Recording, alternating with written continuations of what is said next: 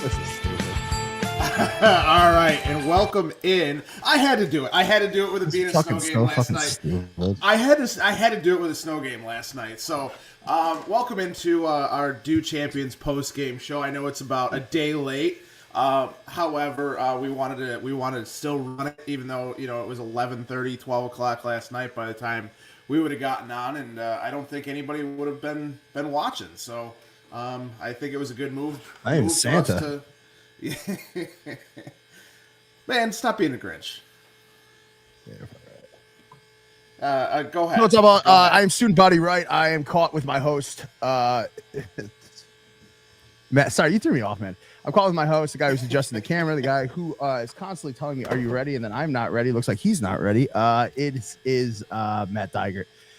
You can catch it at _student body RGHT on Twitter. Instagram, you're not going to find me. X, you will. And that's at Matt Diegert. The one, the only, the guy who gets yelled at. We got a pretty big comment about that, by the way, Matt. What's that? They big fans. I'm going to turn you up. Big fans of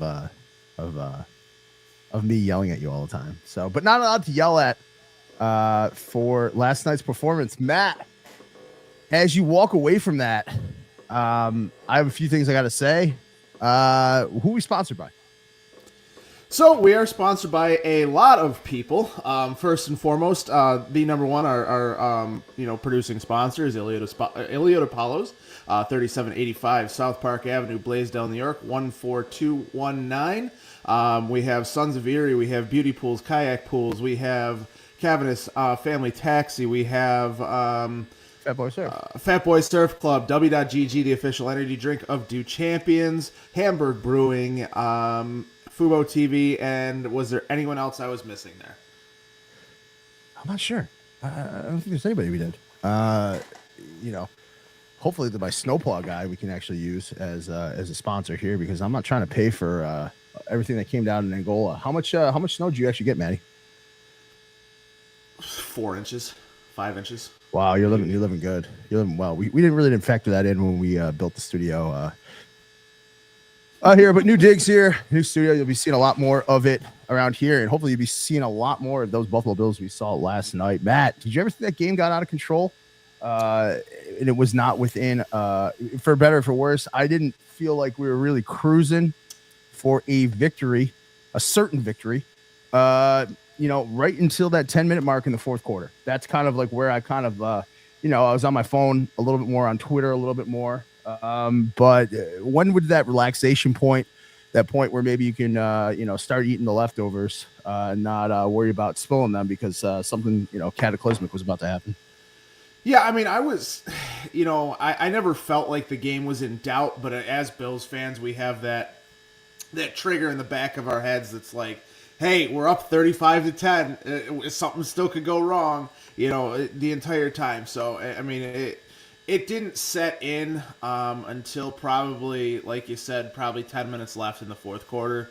So, I mean, but it comes down to it, and I never felt like this game was in jeopardy, to be honest with you.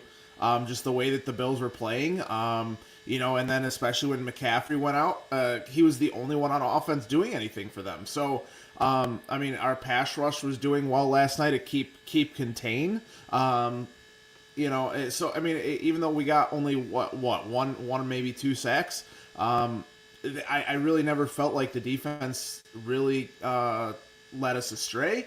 They didn't show the same things like the 49ers did, where you saw like in the first 2 series, Jennings almost falls on his face on offense, and then their rookie defensive tackle falls on his face on defense as soon as he's getting off the line. So I never really truly felt this game was in jeopardy in whatsoever. Yeah, I mean, the win secured, the Bills' 5th, consecutive AFC East championship, which is, that's not the end goal of the season, but that is the first pillar in a successful season. And you also see, Josh Allen coming on the second player in 19 years to score touchdowns via passing, rushing, receiving in a single game. First James Cook, 107 ever on the ground, buddy. First quarterback ever, by the way. First quarterback ever. First one in 19 years. I think we had only second player in 19 years. You also had James Cook hit a top speed, even for everything that went down on that 65-yard touchdown run. And you know what we saw on that, Matt? What we predicted pre-game. Remember what we said? We wanted to see Alex and Spencer get involved in that 7-take game. One moment. Mm-hmm. Yeah, I mean, that 7-take game being like that block coming up to the second level. You got Spencer going in, sealing off. You got Alec Anderson one-on-one, and Alec Anderson does what Alec Anderson fucking does. He brought the nasty. Alec Anderson, good things happen when he's on the field, guys. First and foremost, all the people that nagged on him in the preseason, it was jotted down. I was checking it twice, and you are getting Cole when I never see you because we're but yeah, Alec Anderson brought the nasty again. Rushing attack looked great. The one thing pre-snap, Matt, I saw that I thought we out was on that punt. We doubled the gunners. We brought a light penetrative rush, and we put someone over the long snapper who's getting downfield unabated on a lot. When I saw them double the gunners, and I thought that was a very ticky-tack for a game that was played so hands off, laissez-faire, as they say in the French vernacular. I thought that was a ticky-tack holding call on Bishop. Didn't think it needed to be called. It was a dynamic play, but as soon as I saw us double the gunners with a light rush and covering, lightly shading that long snapper, I thought we out. Would have been nice to get one for Brandon Codgerton. That was my only one that I was like, dang it. Yeah, we both were watching the same broadcast. It was only on one channel, right? So I mean, it's tough when you have a play like that. It's tough when you have a play like that ends up working, but it only seems to work because it was a quote-unquote holding call. But, it was within the letter, or just outside the letter of the law, as they say. So it's something that usually wouldn't be called, but because it is a touchdown, I think that they, not that they... I don't think they went the... Not, I wasn't saying... Judge? What's that? You think they went the sky judge? Probably not. No, I wasn't saying, because he went in the end zone, they're calling it. But I'm saying, like... Oh, okay. Because, like, it's more conducive for them to, not huddle up and call, they're calling it back at that point. I don't know. I feel some type of way sometimes about those ticky-tack calls. Certainly do. If you feel some type of way, please call 716-393-5856. That is the Do Champions hotline. Once again, 716-393-5856. We'll take as many calls as we can. Typically, we try to get through at least 2 or 3. So once again, 716-393-5856. Matt, what do you give me to me? Sponsored by Sons of Erie. Give it to me. What was your peak in the pit, buddy? Peak and the pit, sponsored by Sons of Erie. What was the peak of which we usurped to that guaranteed the win? What was the pit of the performance that you saw there? Matt, take it to you. Well, let's talk about it first and foremost. We did see it when Christian McCaffrey was in there. Is their running game, and like we talked about on Friday, is in this type of weather, they're just going to be handing the ball off, and that's pretty much what they did. Is they handed the ball off, and they did sprinkle a little pass in there, but they were. I think that they were clipping about 12.1 yards per rush with McCaffrey in there, so they really couldn't keep that together, and they got lucky a couple of times on a couple third downs. They got lucky that McCaffrey went down. Not that we ever wish for injury on anybody at all. Never wish for injury on this podcast. No, not at all.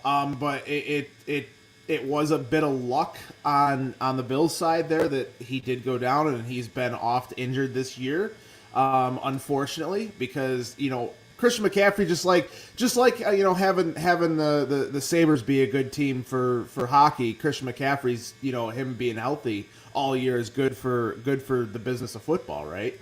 So it's always tough to see a star player like that go down, and he's apparently out now 6 weeks. Is what they're saying. That should shut you down for the season. I think the way the Niners are playing, that should shut you down for the season. I think just about everybody in the NFC West is at least they're at least trading par with nothing. Maybe there's one team better than a 6-6 record. I think Jake checked that. But that should shut you down for the whole season. For such a dynamic player who's got a lot of legs to run, hopefully, never root for injury.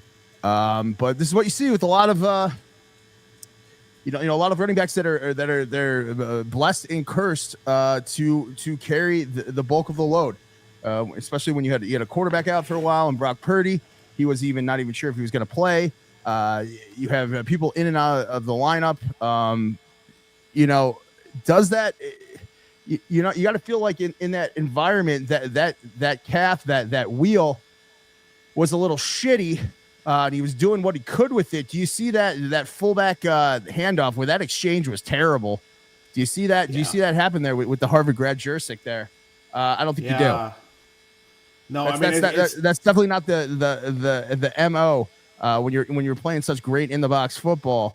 To hand it off on such a sloppy outside exchange with your fullback. We took full advantage of that one. I thought we were going to take it to the house, but there were some people. Mm-hmm. Matt Milano, even he got the wrap up, and you got Taylor Rapp, I believe, punching that thing out. Matt, your opinion?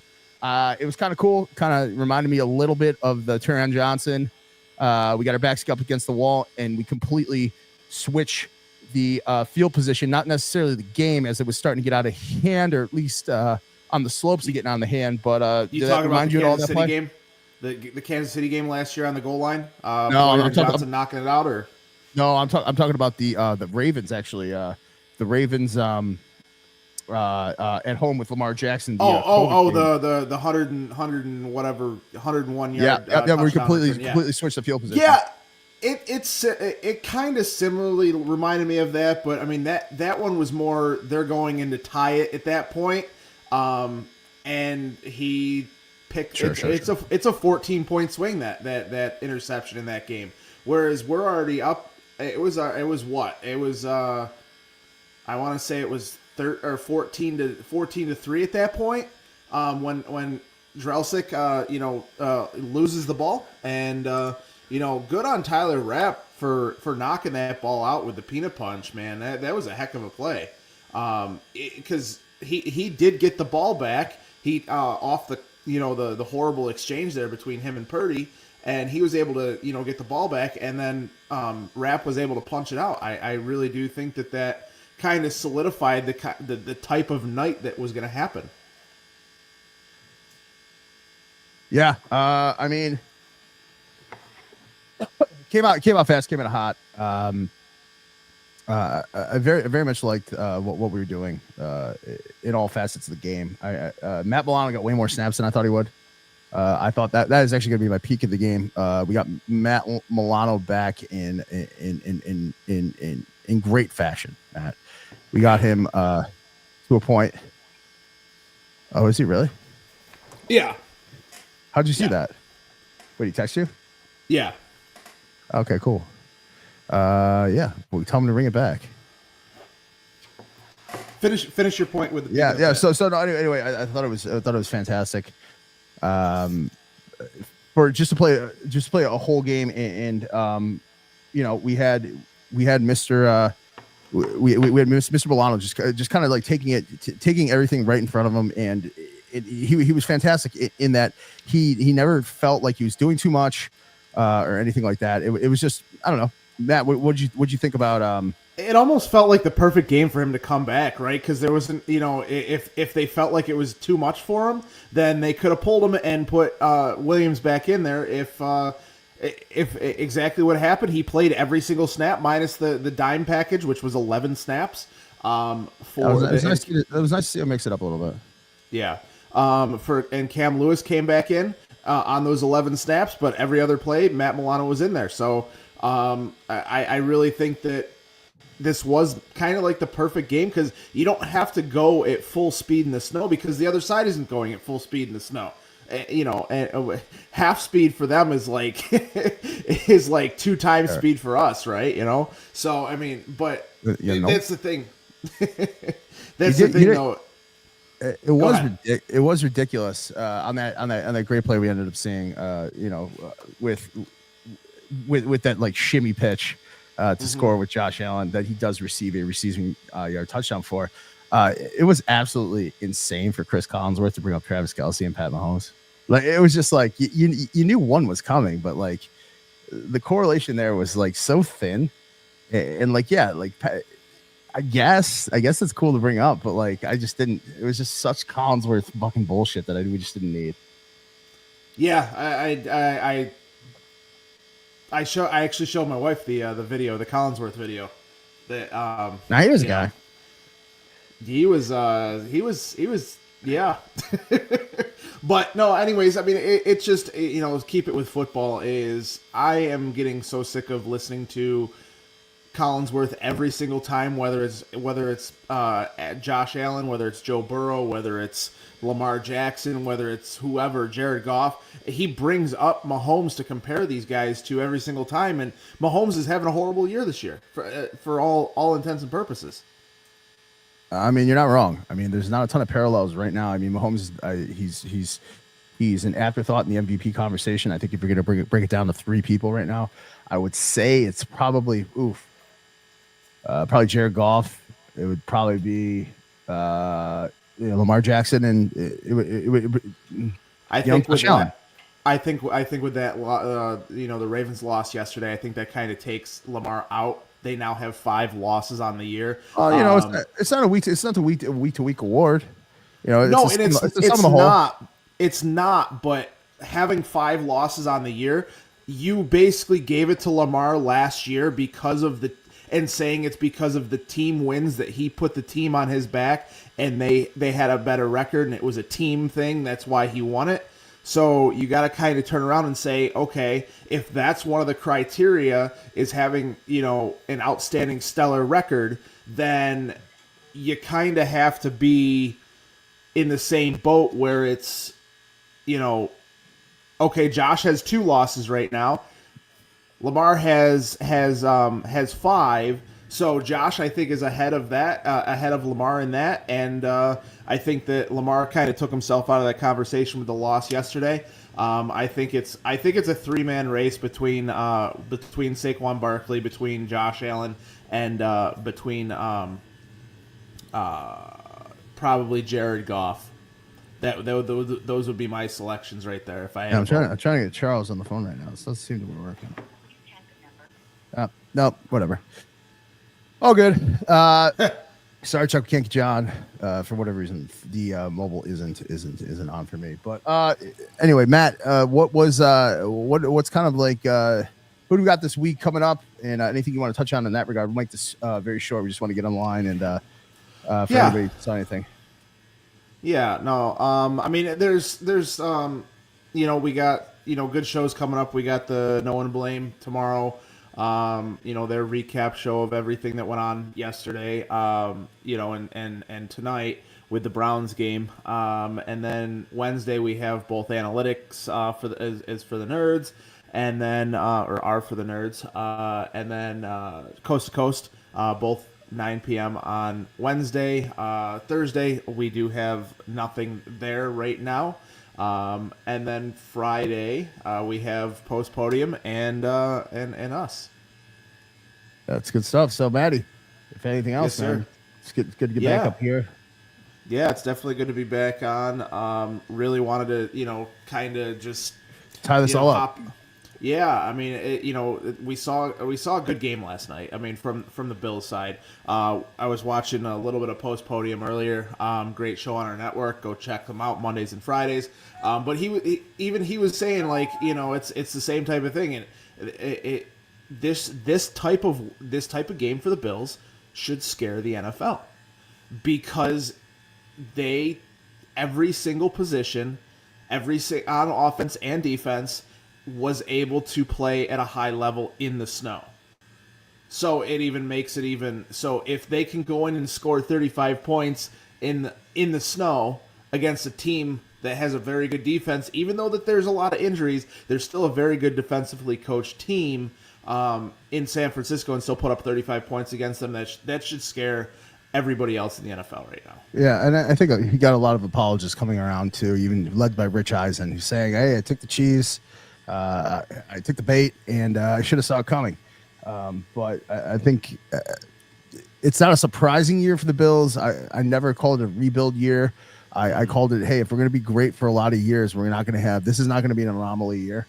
If we're going to be great for a lot of years, we're going to have, you know, in our time with Josh at the helm, we're probably going to have another year where we're quote unquote rebuilding, and we need to so far replicate a season thus far because 12-2 is just man, that's cherry. But as Whittle said, you give Sean McDermott 2 weeks to prepare. Curtains, and that's kind of what we got. Shout out to Whittle for that great prediction. Curtains, my man. So that's all you got for me, Maddie. Anything else from you? Yeah, I mean, I got really nothing else except for, you know, I love the background backyard playground ball from Amari Cooper and Josh. Loved what he said after the game though, that he basically was playing it like like almost like basketball, where he threw it out there, felt it stick to his hands a little bit, was a bad throw. And just kind of followed it because he thought that Amari, when it hit his hands, thought it would just pop up in the air and it might, needed to be batted down or, potentially caught by Josh or a tackle, something like that, where he just kind of, following the rebound. But Amari Cooper, man, made a hell of a catch on that to be able to bring that in and to be able to, when him and Josh kind of locked eyes there, for him to kind of verbally or non-verbally just be like, here you go. Two veteran players making a play. Yeah, that's pretty much what it come down to. And it's just a lot of fun watching that game last night. Sure was. Just because it's a big win for the Bills because it won them the division for the fifth year in a row. It solidified their record. It continues them onto this path that, because I mean, what do they have? They have the Rams, and they have the Lions, and they have the Patriots, Jets, and Patriots. So I mean, it's not that difficult of a schedule to see them only losing. Oh, back that up right there. It's going to be difficult to beat the Patriots twice in 3 weeks, man. Absolutely, and I truly think if they have the second seed locked up, which I think that they will, I don't think that they're going to be able. First? That's what I'm saying. If they have the second locked up and they're not going to be vying for the first, I could see us losing to the Patriots that final week because everybody's going to be sitting. They're going to give them the bye.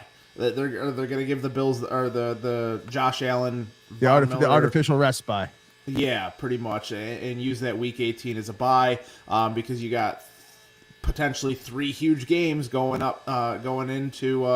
into potentially a Super Bowl because I truly see this team being an AFC Championship game minimum the way that they are. Wow. Okay. I got it. For Student Body Right, we'd like to thank our sponsors, Illinois Apollos, Beauty Pools, Kayak Pools, Sons of Erie, Fat Boy Surf Club, WGG, Altered Grounds, The Tree Farm, CXC Chronicles. We missed that one. Dang it. CXC Chronicles. No. And then the final one that before we get out of here, let me look it up real quickly because I had it queued up and then it went off whenever we had some. Are we talking a final sponsor? So. No. Well, yes, I want to do the drive of the game. So give me a second. Yeah, the Charles Cavaness Family Taxi Drive of the Game, sponsored by Cavaness Family Taxi. You can reach them for all your needs. This is the Charles Cavaness Drive of the Game, man. He great guy. We've been putting this stuff together for him. Matt, do you kind of already know what you're going with on this one? The Drive of the Game? I do. And it let me see here. I'm just trying to pull it up, so just bear with me real quick. It's gonna be that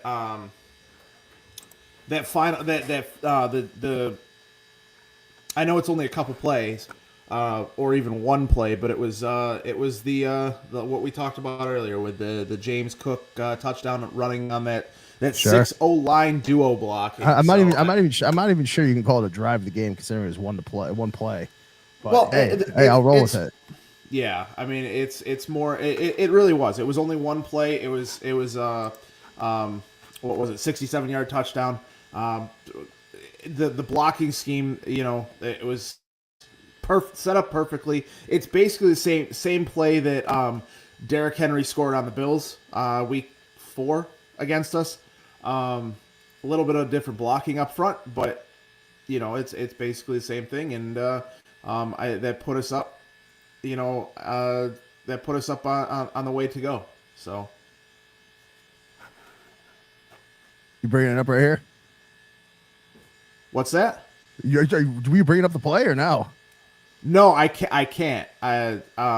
We don't want to get copyrighted. So. Oh well. All right. For student body right for Matt Diegert. Oh, that's funny. For student body right, Matt Diegert. Thanks for this. This is the altered delayed post game show. Keep it right here for Two Champions all week. We shall see you soon. Peace.